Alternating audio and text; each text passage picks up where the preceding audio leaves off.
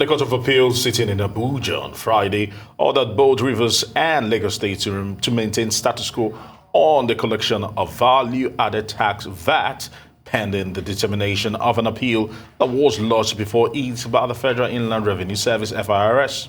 Specifically, it ordered all the parties that have subjected themselves before it to refrain from taking any action to give effect to the judgment of the Federal High Court, which gave Rivers State government the right to collect VAT revenue instead of the FIRS. Now let's deepen this discussion now as Dr. Chinyere ALMONA, Director General of the Lagos State Chamber of Commerce and Industry, joins us. Now, Dr. Chinyere, we want to find out from you, what's your take on this ongoing VAT controversy?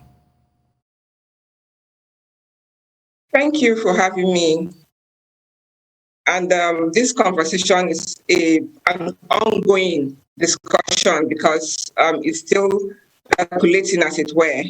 Now, on Friday, we heard that the Court of Appeal in Abuja has ordered the stay of execution, of course. And for us as at the Lagos Chamber of Commerce and Industry, one thing that concerns us is the fact that this creates a confusion for businesses. So it's difficult for businesses to plan. It's difficult for them to where VAT to. So that in itself is a challenge. And while it may seem like the Court of Appeal is trying to reduce the uncertainty surrounding these controversies, that doesn't exactly eliminate the problem that the state governors are agitating for. Now, if we think about VAT, when it was introduced in 1993, there was a sharing formula. When it was kind of revived in January 1999, there was also a sharing formula between the states and the federal government and the local government. Now, I think the agitation starts from the fact that when you look at the sharing formula of the state allocation, so vertically, the VAT is shared, states gets 50%, the federal government is 15%, and local government is 35%. But then when you think about the 50% for states, then the sharing formula becomes a bit of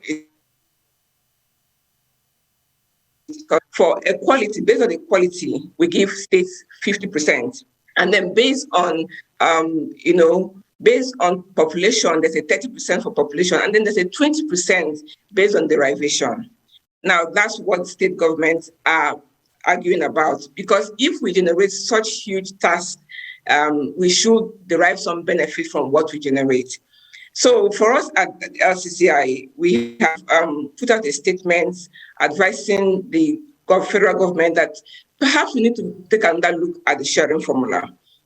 On one hand, there's an extreme that says, give the right to the state government to do whatever they want with the tax. On the other hand, the federal government gets it and they decide on the sharing formula. But perhaps there's a middle ground.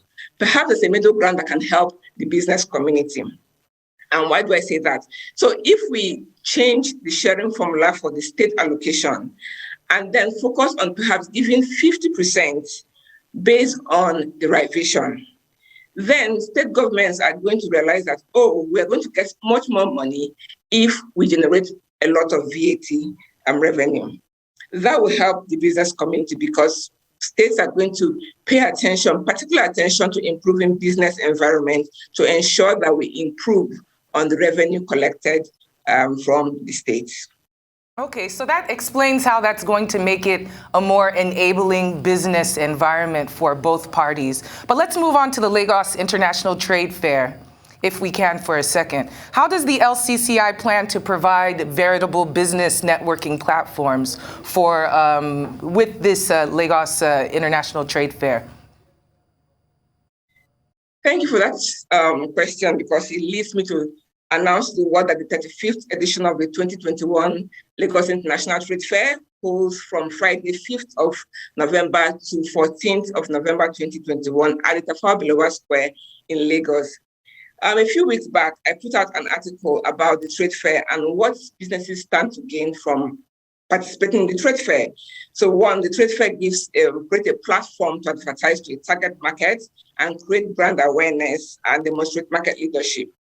It also gives you a chance and gives business a chance to promote their goods and services to a broader group, people who may not ordinarily know about their products and services before then.